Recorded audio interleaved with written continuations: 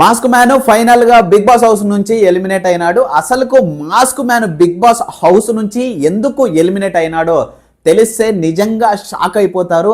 Big boss నుంచి ఎవరైనా eliminate అవుతారు అనుకున్నాం ఇన్ని రోజులు, కానీ మాస్క్ మ్యాన్ మాత్రం ఎలిమినేట్ కాడు అనుకున్నాం. ఫస్ట్ వారం సెకండ్ వారం బిగ్ బాస్ చూసిన తర్వాత ఒక రేంజ్లో మాస్క్ మ్యాన్ ప్రదర్శన ఉన్నది. ఫస్ట్ వీక్లో కానీ సెకండ్ వీక్లో కానీ అది అందరికీ నచ్చింది.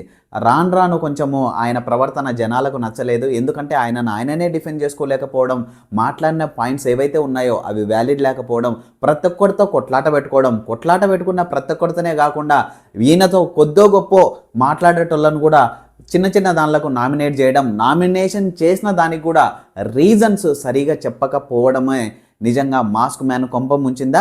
మీరేమనుకుంటున్నారో కింద కామెంట్ చేయండి. మాస్క్ మ్యాన్ ఎలిమినేట్ కావడానికి ఒక్కటే ఒక రీజన్ ఏంటంటే ఆయన మీద వ్యతిరేకత మాత్రం మామూలుగా పెరగలేదు. ఎందుకు దానికి సంబంధించిన రీజను అంత ఏం చేసినాడు మాస్క్ మ్యాన్ అంటే, మాస్క్ మ్యాన్ ఏం చేయలేదు. ప్రియా శెట్టి ఓవర్ యాక్షన్ చేసింది, శ్రీజ ఓవర్ యాక్షన్ చేసింది, పవన్ కళ్యాణ్ పర్ఫార్మెన్సే లేదు, వాళ్ళతో అమ్మాయిలతో మాత్రమే ఉన్నాడు. ఆ ఇంపాక్ట్ మొత్తం మాస్క్ మ్యాన్ మీద కూడా పడింది. మాస్క్ మ్యాన్ అందరితో కాకుండా ఈయన కొంచెం స్పెషల్గా ఉండాలని ట్రై చేసినాడు. స్పెషల్గానే ఆయనను 4వ వారంలోనే పంపించినాడు. అగ్ని పరీక్ష నుంచి వచ్చిన మాస్క్ మ్యాన్ పాజిటివ్స్ ఏంటి, నెగిటివ్స్ ఏంటి, అసలుకు పాజిటివ్ ఉన్నా కూడా మాస్క్ మ్యాన్ ఎందుకు ఇదైపోయినాడు అనే దాని గురించి మనం మాట్లాడుకుందాం. అగ్ని పరీక్షలోనే ఈయనకు వచ్చిన హైప్ మామూలు హైప్ కాదు. అస్సలుకు అదే ఎప్పుడైతే బిందు మాధవి గారు అంటారో కదా, నువ్వు ఫెమినిస్టువా లేకుంటే నువ్వు ఈమెన్ అంటాడు మాస్క్ మ్యాన్, మీరు ఫెమినిజంను ఫాలో అవుతారు, నేను హ్యూమనిజంను ఫాలో అవుతానని ఏదైతే డైలాగ్ కొట్టిందో అది చాలా వైరల్ అయింది. వాళ్ళ భార్యను కొడతాడని ఏదైతే చెప్పినాడో నిజాయితీగా ఒప్పుకున్నాడు. అవును కొట్లాటలు జరుగుతాయి, కొడతానని ఏదైతే చెప్పినాడో ఫస్ట్ ఈయనకు లూజర్ అనే బోర్డు వేసినారు. దాని నుంచి ఈయనను విన్నర్ చేసినారు. ఆడ సగం గుండు కొట్టించుకున్నాడు. బిగ్ బాస్ కోసం నేను ఇంత మంచి ఆపర్చునిటీ వదులుకోలేను, ఏదైనా చేయడానికి రెడీగా ఉంటానని మాస్క్ మ్యాన్ ఆ మాస్క్ ఏదైతే ఆయన డైలాగ్ చెప్పినాడో సొసైటీ వాళ్ళందరూ వాళ్ళ మాస్కులు కనపడకుండా మాస్క్ వేసుకొని ఉన్నారు. ఆ మాస్కులు నేను బయటికి తీస్తా, వాళ్ళ మాస్కులు నేను చూడకుండా నేను మాస్క్ వేసుకున్నా, అందుకు నేను ఎవరికి కనపడకుండా, కానీ ఈ బిగ్ బాస్ ద్వారా నేను అందరికీ కనపడాలని ఆయన ఏదైతే డైలాగ్, నాది కూడా అతలా కుతలా డైలాగ్ లెక్కనే ఉంది. మళ్ళీ మీరు వినాలి, ఇది అర్థం కావాలంటే ఏనికి ఓర్రి మళ్ళీ ఏనర్రి ఏమర్థమైందో మీరు అర్థం చేసుకొని నాకు కూడా ఒక మాట కామెంట్ చేయరి. నన్ను కూడా సపోర్ట్ చేయండి. ఇన్స్టాగ్రామ్లో నా ఛానల్ను ఇప్పటి వరకు లాస్ట్ 30 రోజులలో 50 లక్షల మంది చూసినారు. ప్లీజ్ ఇన్స్టాగ్రామ్ ఎవరన్నా ఫాలో కాకపోతే ప్లీజ్ వాయిస్ ఆఫ్ మీకే అనేది నాది ఇన్స్టాగ్రామ్ ఉంది, ప్లీజ్ ఫాలో కాండి. ఇక్కడ కూడా లైక్ చేయండి, సబ్స్క్రైబ్ చేయండి, అండ్ ప్లీజ్ హైప్ అనే ఆప్షన్ ఉంటుంది. చిన్న యూట్యూబర్లం, కొంచెం మీరు సపోర్ట్ చేస్తే డెఫినెట్గా ఇంకా ముందుకు పోయే అవకాశాలు చాలా ఎక్కువగా ఉంటాయి. అంత చెప్పిన మాస్క్ మ్యాన్కి అసలుకి ఎక్కడ నెగిటివిటీ ఏర్పడిందంటే, ఫస్ట్ నుంచి కొంచెం హైప్ లేకి వెళ్ళిపోయినాడు. హైప్ లేక్ ఎందుకు వెళ్ళిపోయినాడంటే, అందరూ ఒక రస్తాలో ఉంటే ఈయన సంజన మాత్రం ఇంకొక రస్తాలో ఉన్నారు. కామన్ మ్యాన్లో స్ట్రాంగ్గా ఉన్న కంటెస్టెంట్ ఎవరైనా ఉన్నారంటే అది మాస్క్ మ్యాన్ హరీషే. ఎందుకు ఈయన స్ట్రాంగ్ అంటే, మెయిన్ ఇంపార్టెంట్ థింగ్ ఈయన స్ట్రాంగ్ అనడానికి రీజన్ ఏంటంటే, ఈయన డైరెక్ట్గా మాట్లాడతాడు. ఏదైనా ఎవ్వరికి భయపడ్డాడు. బిగ్ బాస్తో కూడా అట్లనే మాట్లాడినాడు, నాగార్జున గారితో కూడా అట్లనే మాట్లాడినాడు. అగ్ని పరీక్షలో కూడా ఆయన మాట్లాడే విధానం అట్లనే అనిపించి అందరికీ ఈయన కొంచెం నిజంగానే మాట్లాడుతున్నాడు, ఇంత ధైర్యంగా మాట్లాడుతున్నాడు కదా, అండ్ కొంచెం వెరైటీగా మాట్లాడుతున్నాడు. అందరూ ఒక దారిలో ఉంటే ఎవరికి నచ్చరు, కొంచెం సపరేట్గా ఉంటే జనాలకు నచ్చుతారనేది ఏదైతే ఉందో అది నిజమైపోయింది. అగ్ని పరీక్షలో కొంచెం హైలైట్ పర్ఫార్మెన్స్ ఆయనది ఏదైనా ఉందా అంటే, గూస్ బంప్స్ వచ్చే పర్ఫార్మెన్స్, గుండు చేసుకోవడమే, నేను చేసుకుంటాను, నాకు నో ఇష్యూస్ అని ఆయన ఏదైతే ఉందో అది. దాని తర్వాత కల్కితో ఒక ఫైట్ ఉంది ఆయనకు. మేము బిగ్ బాస్లో ఇక్కడికి ఎందుకు వచ్చామంటే, మేము బిగ్ బాస్కు పోవడానికే వచ్చామంటే, మేము అచ్చమ్మలకి ఇచ్చమ్మల ఆడికి వచ్చామని కల్కి ఏదైతే అనిందో అది కొంచెం వాగ్వాదం. బట్ ఆయన మాట్లాడే విధానంలో అప్పుడు కొంచెం జనాలకు కరెక్ట్ అనిపించింది. ఇప్పుడు మాత్రం మొత్తం బిస్కెట్ అయింది. అగ్ని పరీక్షలో హైలైట్ ఏంటంటే ఆ 2 ఇన్సిడెంట్లు చాలా హైలైట్. దాని తర్వాత మెయిన్ బిగ్ బాస్కి వచ్చిన తర్వాత ఆయన నెగిటివ్స్ ఏంటి, పాజిటివ్స్ ఏంటంటే, పాజిటివ్స్ ఏం లేదు. అదే నాగార్జున గారికి చెప్తారు కదా, ఎవరికైతే ఆ మాస్క్ ఉందో ఆ మాస్క్ను నేను తీసేస్తాను సార్ అన్నాడు. ఈయనకు ఉన్న మాస్క్ను తీసేసుకున్నాడు, ఈయనకు లేని మాస్క్ను కూడా కల్పించుకొని బయటకు పోతున్నాడు. ఎవడన్నా ఇప్పుడు ఒక ఆట ఉంటుంది, ఆ ఆటలో ఏం లేకుండా వచ్చి నువ్వు ఒక 100 రూపాయలు సంపాదించుకున్నావు అనుకో, పోయేటప్పుడు 100 రూపాయలు ఇంటికి తీసుకుపోవాలన్నా లేదా, ఓరే నేను పోయేటప్పుడు 50 రూపాయలు అప్పు చేసిపోతున్నారని అట్టయింది ఈయన పరిస్థితి. మామూలుగా కాదు. ఎందుకు అట్టయింది, అసలుకి ఏంటి రీజన్ అంటే, ఈయన మాట్లాడే విధానం కొద్దిపాటి వరకు కరెక్ట్ అనిపించింది. అండ్ ఫస్ట్ వీక్లోనే ఈయన మొత్తము తిరిగి పన్నాడు. దానికి సంబంధించిన మెయిన్ రీజన్ ఏంటంటే 2-3 రోజులు కొంచెం హైలైట్ అయినాడు. దాని తర్వాత మెయిన్ ఈయన పడడానికి కారణం ఏంటంటే సొంత డబ్బా కొట్టుకున్నాడు ఎక్కువ. మామూలుగా కాదు, సొంత డబ్బా నేను చేస్తాను, నేనే కరెక్ట్, ఈ భూప్రపంచంలో ఎవరు కరెక్ట్ కాదు, ఇన్ని కెమెరాలు ఉన్నాయి, నేనే కరెక్ట్, నేను చెప్పేదే కరెక్ట్, మీరు నన్ను సొసైటీకి వ్యతిరేకంగా పోర్ట్రే చేస్తున్నారని సంజన గారిని అది ఇది డామ్ డూస్కని మామూలుగా కాదు. ప్రతి ఒక్కరికి ఈయన ఏం చేయాలని అనుకున్నాడంటే నేనే ఈ ఇంటికి పెద్ద మనిషిని, నేనే గొప్ప, నేనే మంచోడిని, ఇంకా నా ఎంత మంచోడు ఈ భూప్రపంచంలో ఎవరు లేరు, నేను చెప్పినదే మీరు వినాలా, మీరు నాకు వెనకాల ఆన్సర్ చెప్పకూడదు, చెప్తే మిమ్మల్ని వేసేస్తా అని ఆయన ఏదైతే చేసినాడో దాన్ని బట్టి ఆయనకు నెగిటివిటీ ఎక్కువ ఇదైపోయింది. మెయిన్ ఇమ్మాన్యుయల్తో జరిగిన కొట్లాట ఏదైతే ఉందో, ఇమ్మాన్యుయల్ ఆయనను గుండంకులని 3 సార్లు పిలిచినాడు దానికి ముందే. బట్ ఈయన ఎప్పుడైతే విన్నాడో దానికి సీరియస్ అయినాడు. సీరియస్ అయిన తర్వాత ఆయనకు బిస్కెట్ అయింది. ఆడ నుంచి ఆయన డౌన్ఫాల్ స్టార్ట్ అయింది. మామూలు కాదు, స్టార్ట్ అయింది కొంచెం ఆడ నుంచి డౌన్ఫాల్ స్టార్ట్ అయింది. ఇమ్మాన్యుయల్ స్ట్రాంగ్ కౌంటర్ ఇచ్చినాడు. ఆయనను కొంచెం కామెడీ వేలో కూడా ఆయనను చేయడం జరిగింది. చేసిన తర్వాత ఆయన కూడా డిఫెండ్ చేసుకోలేకపోయినాడు. అది మెయిన్. దాని తర్వాత సంజన గారు మామూలుగా కాదు. అదే ఆయన సంజన గారు మాట్లాడింది కొంచెం తప్పైనా ఆయన మీద మాత్రం ఇంపాక్ట్ ఎక్కువ పడింది. రీజన్ ఏంటంటే దాన్ని కూడా ఆయన సరిగా పోర్ట్రే చేసుకోలేకపోయినాడు. దాని తర్వాత ఆయన నిరాహార దీక్ష, భోజనం మానేసినాడు.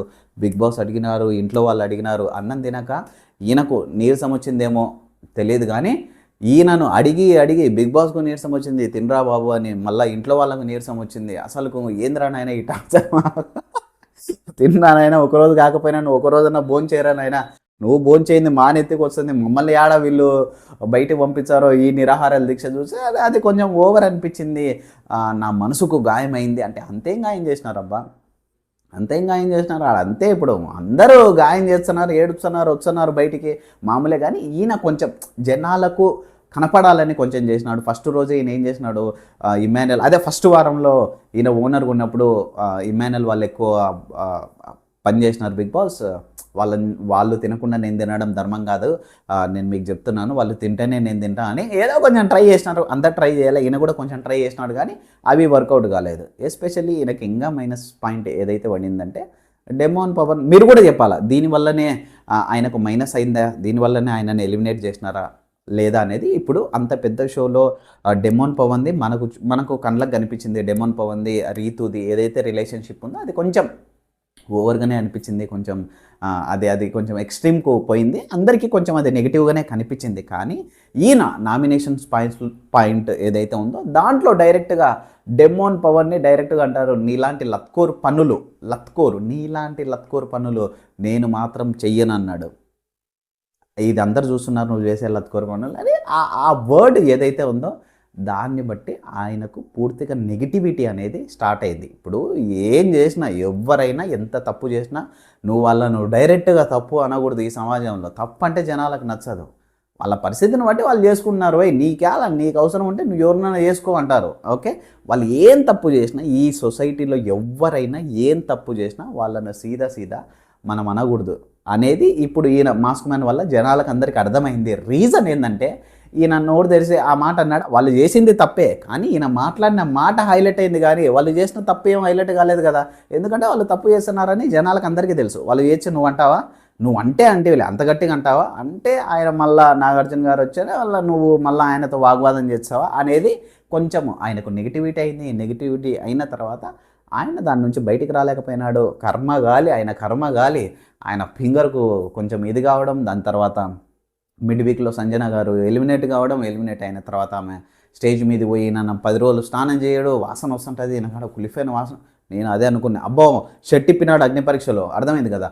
ఎప్పుడైతే మిడ్ వీక్లో సంజన గారు అనింది కదా ఈయనను, లైక్ ఈయన స్నానం చేయక 10 రోజులు అవుతుందని ఎప్పుడైతే అన్నాడో, నేను వంట చేసేటప్పుడు ఆయన షర్ట్ ఇప్పి అదే షర్ట్ ఇప్పి ఆ అన్నం పట్టుకొని అది పైకి తీసుకొని వచ్చాడేమో అనుకున్నా, కావాల్సి కదా ఆయన చేస్తాడు. అది చేసిండే ఇంకా బిత్తరపోయింది అసలుకు.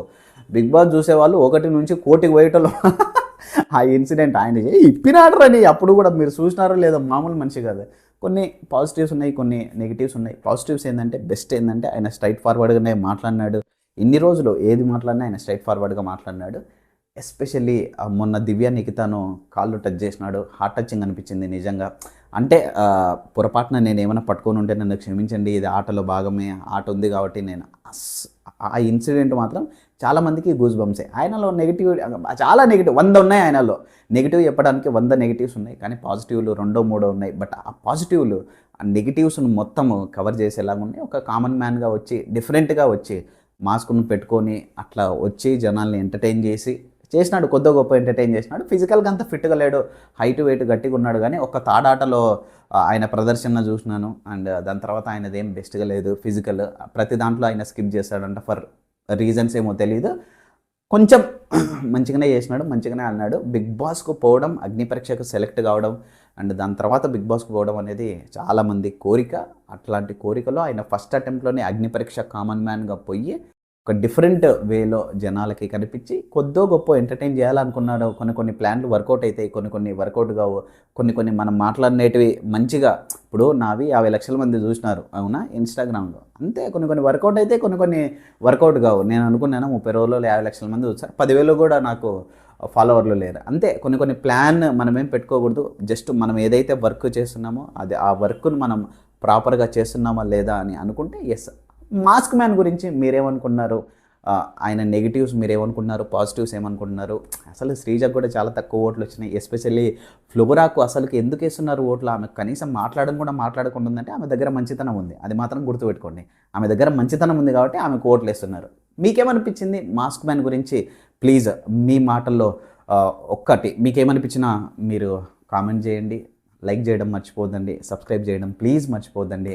హైప్ అనే ఆప్షన్ ఉంది. నా వీడియోస్ కొంచెం అంటే ఎక్కువ మందికి ప్రమోట్ కావడానికి సపోర్ట్ చేయండి, హైప్ చేసి నా ఛానల్ని సపోర్ట్ చేయండి. Thank you. ఇన్స్టాగ్రామ్లో డైలీ ఒక 3-4 రీల్స్ వస్తుంటాయి, ఫేస్బుక్లో కూడా వస్తున్నాయి అండ్ యూట్యూబ్లో కూడా వస్తున్నాయి. ప్లీజ్ సపోర్ట్ చేయండి. Thank you very much. Have a nice day. Mask man గురించి మర్చిపోకుండా మాత్రం మీరు కామెంట్ చేయడం మర్చిపోవద్దు. Thank you. Good night.